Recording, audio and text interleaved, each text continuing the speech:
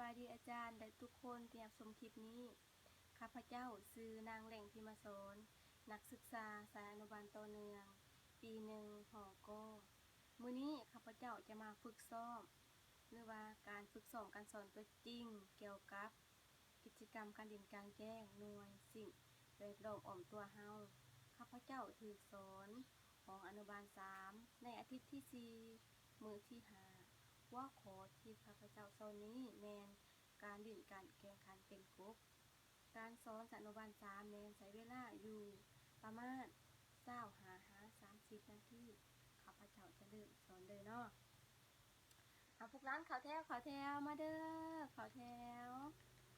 เข้าแถวหมดทุกคนละบ่แล้วละบ่เข้าแถวเป็น2แถวแล้วละบ่2แถวแล้วละบ่แล้วกะสั่น20คู่ก่อนสิเข้าบทเรียน20คู่สิทวนขึ้นบทเรียนเก่าก่อนเนาะในชั่วโมงก่อนพวกร้านเรียนเกี่ยวกับกิจกรรมหยังไผชื่อได้กิจกรรมหยังเนาะกิจกรรมสร้างสรรค์เนาะพวกร้านเนาะพวกร้านเฮ็ดหยังกิจกรรมสร้างสรรค์การพับมีหยังอีกห้อยหยังอีกเนาะการปั้นแล้วพวกร้านเนาะแล้วก็มีอีกหลายๆแต่ว่าชั่วโมงนี้20คู่สิพาพวกร้านเรียนกิจกรรมการเล่นกลางแจ้งหน่วยสิ่งแวดล้อมอ้อมตัวเฮา20คู่สิพาพวกร้านแข่งขันเต้นกบแต่ว่าก่อนสิเข้าแข่งขันเต้นกบนี้พวกร้านต้องอบอุ่นร่างกายก่อนเพื่อให้ร่างกายแข็งแรงแล้วก็เต้นไวเนาะพวกร้านเนาะอบอุ่นร่างกายสักครู่สินับแต่1 5พวกร้านหมุนหัวเข่าแกว่งแขนเบดแอวยังบ่โอ้หมุนหัวเข่า5เทื่อเนาะ1 2 3 4 5แกว่งแขนเบื้องซ้าย1 2 3 4 5แกว่งแขนเบื้องขวา1 2 3 4 5เบ็ดแอลอีก1 2 3 4 5โดดขึ้น5เทื่อ1 2 3 4 5จังใดมีแห้งบ่มีแห้งเนาะพวกร้านเนาะมีแห้งอีดีเนาะพวกร้านเคยเล่นบ่การเล่นแข่งขันเต้นกบเคยบ่เคยบางคนก็เคยแต่บางคนก็บ่ทันเคยเนาะแต่ว่ามื้อนี้20คู่สิพาพวกร้านเล่นเป็นกบนำ20คู่ถ้าว่าผู้ใดเต้นได้ไวชนะ20คู่สิมีรางวัลให้ถ้าว่าผู้ใดบ่ชนะ20คู่ใส่พวกร้านร้องเพลงหรือว่าฟ้อนให้หมู่เบิ่งเนาะพวกร้านเนาะมื้อนี้20คู่มีโตหยังเนาะให้พวกร้านเบิ่งพวกร้านอยากเบิ่งบ่เบิ่งต้องหลับตาก่อนมือกอดเอิกเนาะพวกร้านเนาะหลับตา1 2 3มื่นตาได้แล้วแตนนี่โตหยังพวกร้านโตหยังเนาะนี่เนาะโตหยังเนาะไผฮู้นี่แม่นโตกบเนาะพวกร้านเนาะโตกบของ20คู่เนาะนี่กบมีหยังในกบนี่มีตาของมันเนาะพวกร้านเนาะนี่เด้นี่ตากบนี่ขานี่ตีนมือกบก็มีคือกันกับพวกร้านนี่เนาะกบฮ้องจังได๋พวกร้านกบฮ้องจังได๋ฮู้บ่กบฮ้องอบเนาะกบกินหยังเป็นอาหารฮู้บ่กบกินหยังเป็นอาหารกบกินแมงไม้กินแมงเม่าเนาะกบมักออกในยามฝนตกเนาะพวกร้านเนาะอยู่ตลาดก็มีคือกันเนาะพวกร้านเนาะกบเนาะถ้าพวกร้านไปตลาดจะเห็นน้ำพอเห็นเขาขายตลาดหั่นเห็นกบตัวใหญ่เขาขายใหญ่กว่านี้อีกเนาะพวกร้านเนาะนี่สาคูมีพวกร้านเบิ่ง2โตนี่กบสาคูนี่พวกร้านต้องโดดคือกบเด้อพวกร้านเด้อพวกร้านโดดเป็นบ่คือกบโดดเป็นบ่โดดเป็นบ่กบโดดจังได๋กบโดดจังได๋จังซี่บ่จังได๋เป็นบ่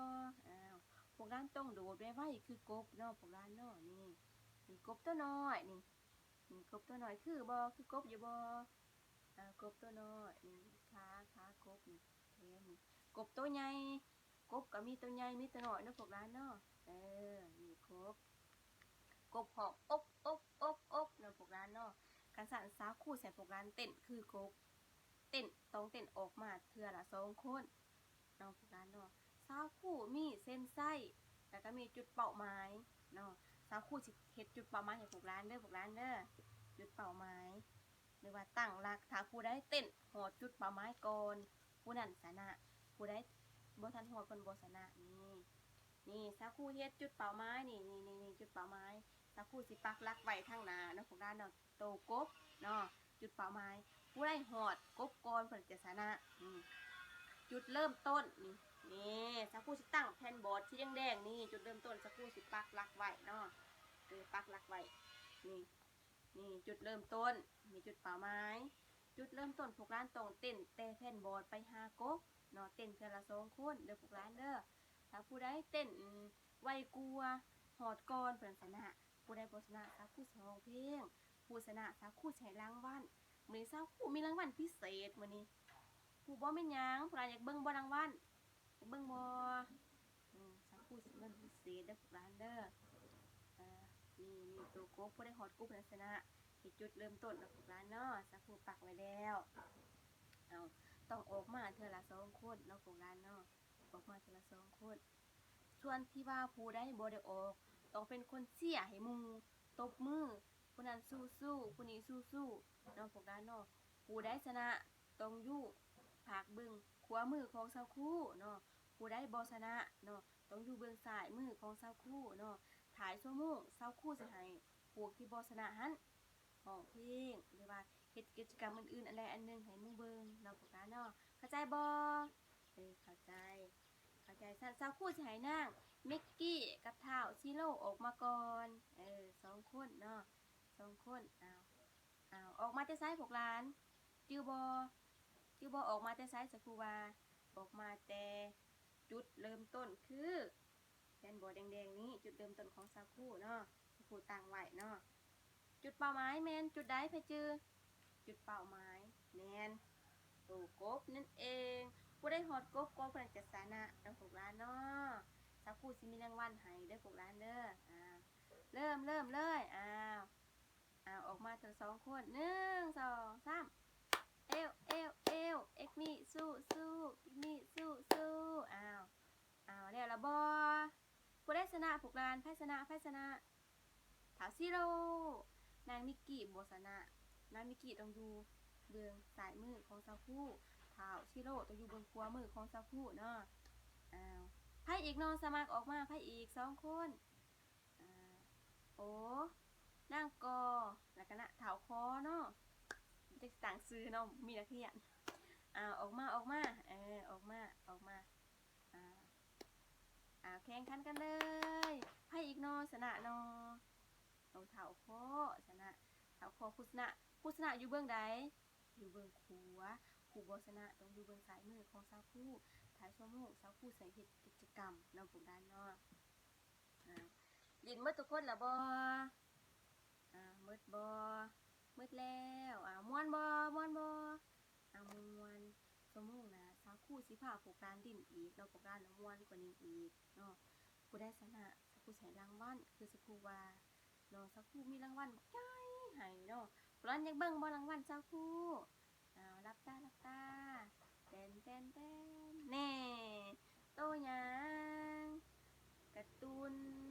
สาวคู่ใช้เป็นรางวัลให้พวกร้านเป็นการ์ตูนว่าพวกร้านเนาะเป็นการ์ตูนเนาะสาวคู่มีบ้างหลายๆเนาะผู้ได้เรียนเก่งชนะสาวคู่ใช้เป็นรางวัลเนาะผู้ได้บ่ชนะสาวคู่ใช้รางวัลชมเชยคือขนมชั่วโมงหน้าสาวคู่ใช้ขนมพวกร้านเนาะสาวคู่มีอีกหลายรางวัลให้พวกร้านเราต้องตั้งใจเรียนนำสาวคู่เนาะพวกร้านเนาะ